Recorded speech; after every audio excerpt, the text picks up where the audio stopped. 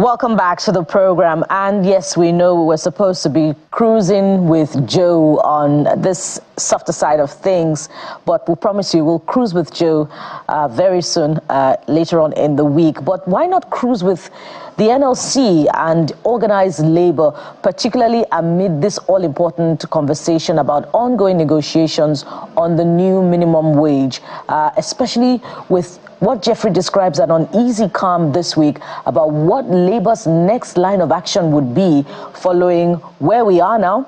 Government offering 62,000 naira, and Labour has come down from 494, I believe, to 250,000 naira. Joining us to help us understand what perhaps Labour's next line of action will be this week is the Assistant General Secretary of the Nigeria Labour Congress, Mr. Chris Onyeka. Thank you so much for joining us, Mr. Onyeka, and for perhaps providing an aerial view of what's happening at the Labour houses. Welcome to the program. Thank you for having me around this morning. Thank you so much. Yeah, so perhaps where we would start would be what we see as perhaps the misunderstanding the Nigerians have about Labour's statement saying that state governors can pay a minimum wage above 60,000 naira. Some Nigerians are thinking that Labour is somehow conceding to 62,000 naira. First of all, help us clarify what Labour's position is on that.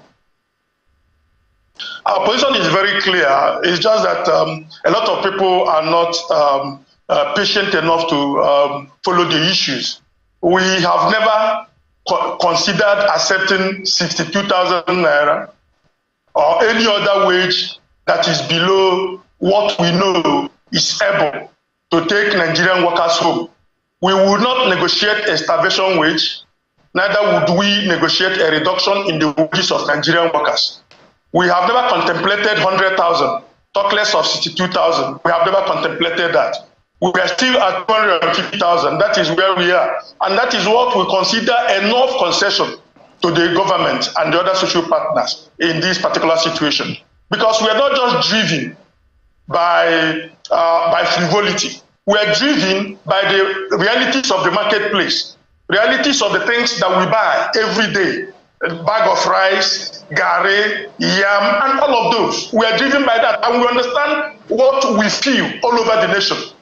What we did before coming to where we came to was as a result of scientific investigation. We conducted throughout the nation, all around the local governments and the states of the federation. We did all of those and came with the figure that we came up with. We have our first initial. Well, Mr. Onyeka, you're back with us now. So you were clarifying that Labour has not at any time conceded to 62,000 naira minimum wage. You can conclude your thoughts there before we come with the next question. We have never considered that. Neither have we considered 100,000 naira. All those are speculations, you know, from some individuals. And sometimes we see the hands of the government in trying to spread the propaganda in order to seek to discredit the leadership of the organized labor. But that is not true. Our figure is 250,000, and that is our base. That is where we are. All right, Mr. Onyeka. So I'm happy you mentioned the fact that you did your analytics, more like a cost of living index across the country.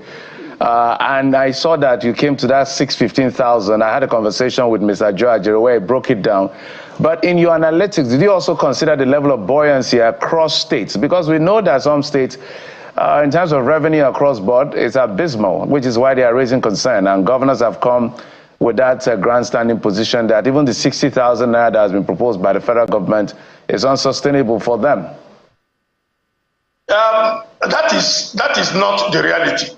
The truth is that the governors can pay 250,000 naira minimum wage without any problem if they stop collecting their security votes, which they are not using for anything.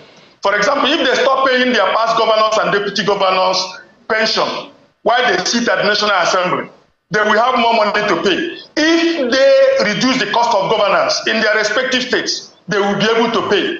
We have people who are also people from our own side who are also in government at the state levels. And we have had these conversations all these years. The governors have to have a heart of humanity.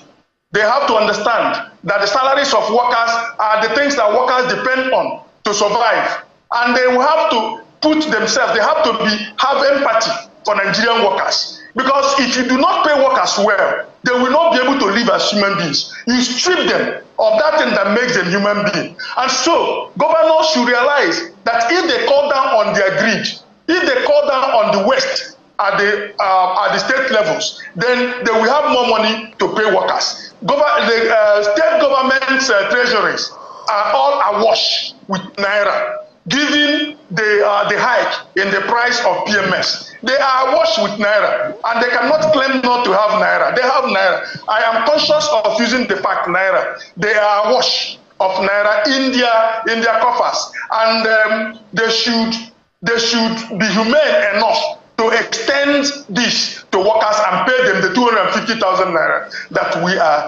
are demanding. Well, comrade, the other part of the argument has been, one, the states do not get equal FAC allocations. In fact, some other states get extra on top, derivation and the rest. It's also been said that in other climes, you find that different states have different minimum wage threshold. Yes, there might be a federal threshold, but the states eventually either add, or if they can't pay as much as that, they find a way to negotiate based on their reality. So is that something you will support as well, having different minimum wage across states, one maybe based on the FAC allocation they get and what they have described as their ability to pay, or you just want a standard minimum wage? My brother, the reality is this, that salaries across states are not the same. They are not the same. So the fact that you have these objective realities in all the states has already taken care of that. This is called a national minimum wage. It is not called a state wage or a regional wage. It's a national minimum wage. It is a base that Nigeria as a nation has sat down to say that there is no citizen of this nation that should live below this. That's why it's called a wage floor. And so it's a national issue. We as a people, as Nigerians, we have agreed that this is the basis. Now, state governors can now decide on their own to increase or pay whatever they like in some states that are paying higher. Edo State was paying higher. Lagos State was paying higher.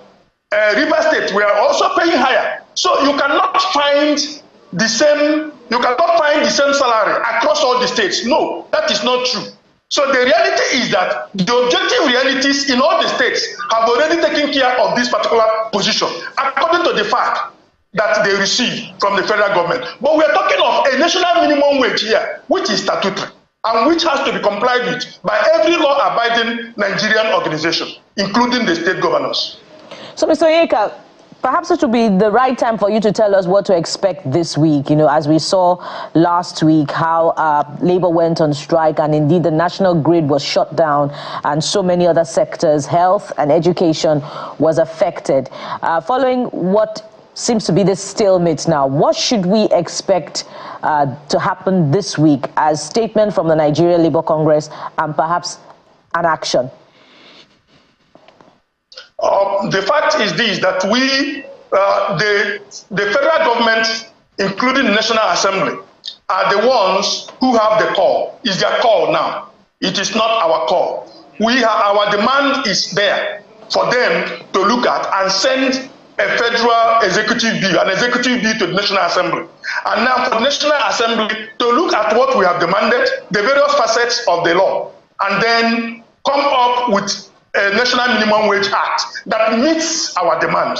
If that does not meet our demand, we have given the federal government a 1 week notice to look at the issues.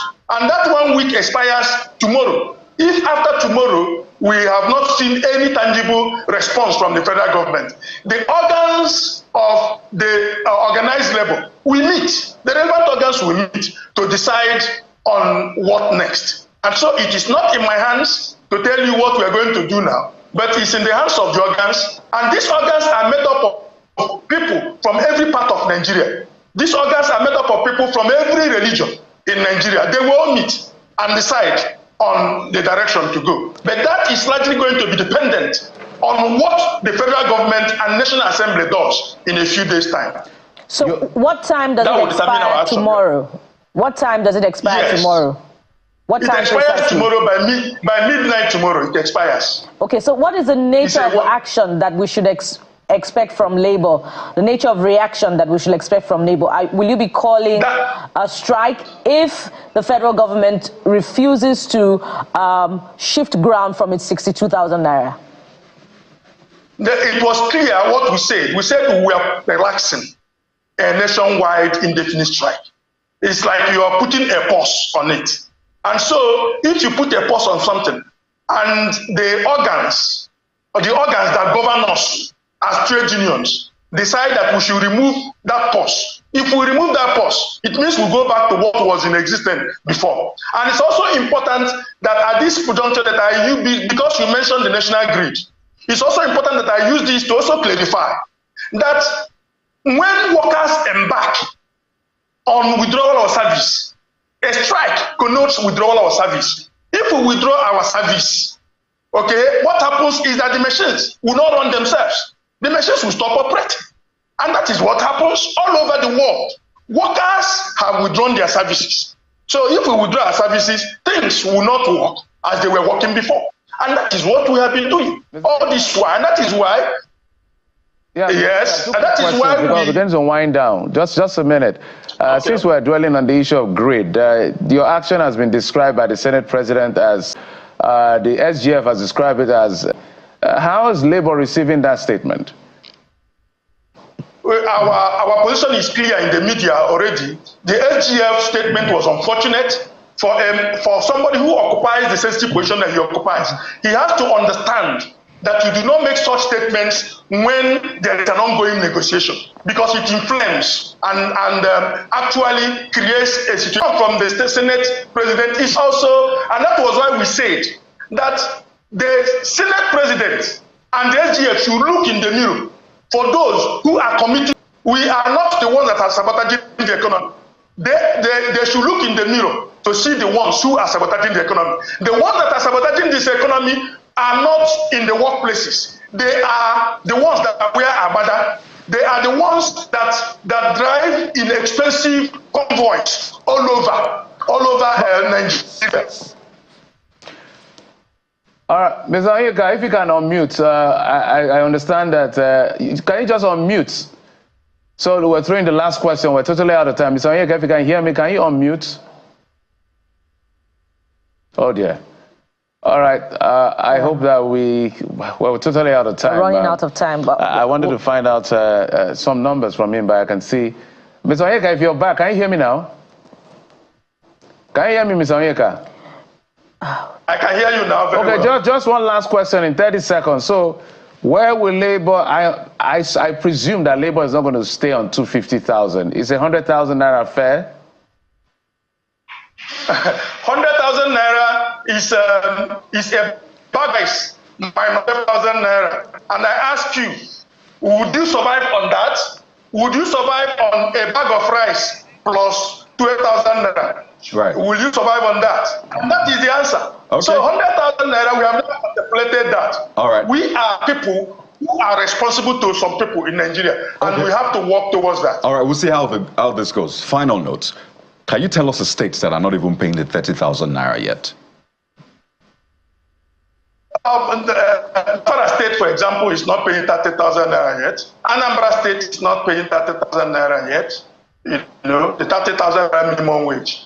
You know, the minimum wage has a lot of components, and you have most of these states, as agreed by the government itself, about 5 of them that are not paying minimum wage. And that if you breach the law, it means that you are lawless, and that is lawlessness. Right. And the federal government should have taken action against them, but they didn't. All right, Mr. Onyeka, we have many more questions for you, but we'll leave it there for now, and I hope that we can secure your assurances that essential services will not be affected. For instance, there were reports that in some hospitals, the process of surgery was stopped during the strike. I wish you could react to that, but that's an appeal. I want to thank you very much for your time on the program. We've been talking with Mr.